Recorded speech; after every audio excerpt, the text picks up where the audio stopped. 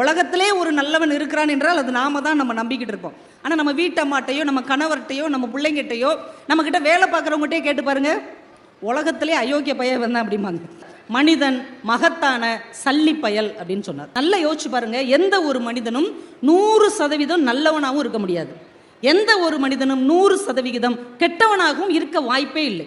90% கெட்ட மனிதன் கூட ஏதாவது ஒரு நல்லது செஞ்சிருப்பார்.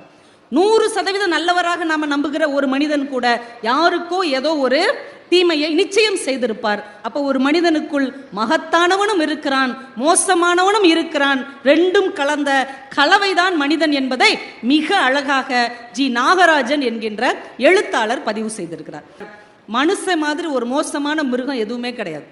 ஏன்னா பாம்பு ஒன்று எதிர்க்க வருதுன்னா நமக்கு தெரியும், பாம்பு கொத்தும். புலி எதுக்க வருதுன்னா நமக்கு தெரியும், இது நம்மளை கடிச்சு சாப்பிடும்.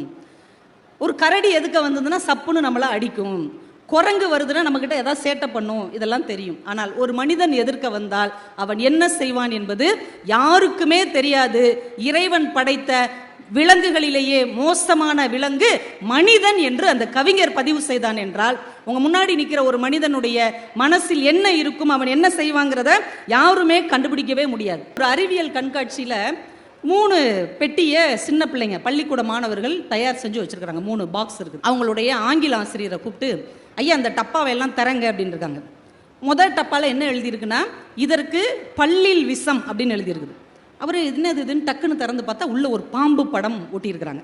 ஆமாம், இதுக்கு பல்லில் விஷம் சரிதான் அப்படின்ட்டு அடுத்த டப்பாவை திறக்கிறார்.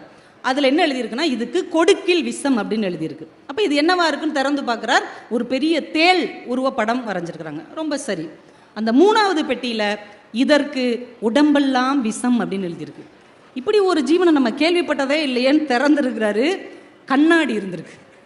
இவர் முகமே அதில் தெரிஞ்சிருக்கு. ரொம்ப தெள்ள தெளிவாக சொல்லிவிட்டார்கள், உடம்பெல்லாம் விஷம் கொண்ட உலகின் ஒரே உயிரினம் மனிதனை தவிர யாரும் கிடையாது. உடம்பெல்லாம் அது விஷம் வச்சிருக்குங்கிறத யாருக்கும் சொல்லாது. சிரிச்சுக்கிட்டே இருக்கும், அழகா இருக்கும், நல்லா ட்ரெஸ் பண்ணியிருக்கும், பக்கத்தில் உட்காந்துருக்கும், தோளில் கை போட்டிருக்கும், பின்னாடி குழி தோண்டிக்கிட்டே இருக்கும். அசந்த நேரம் அப்படியே உள்ள தள்ளி குழியை மூடி அந்த இடத்துல அது வந்து உட்காந்துக்கும். பரிசல்காரிங்கிற பேரில் நான் ஒரு கவிதை தொகுப்பு போட்டிருக்கிறேன். அதில் நான் ஒரு கவிதை எழுதினேன். எனக்கு பின்னால் நீ தோண்டிய குழியில்தான் மரமாக வளர்ந்தேன் நான். தள்ளி விடுறதுக்கு ஒரு மனிதன் இருந்தா தூக்கி விடுறதுக்கு ஒரு மனிதன் இல்லாமலா போய்விடுவான். அந்த நம்பிக்கையில் தான் இன்னும் இந்த உலகம் சுற்றி கொண்டே இருக்குது.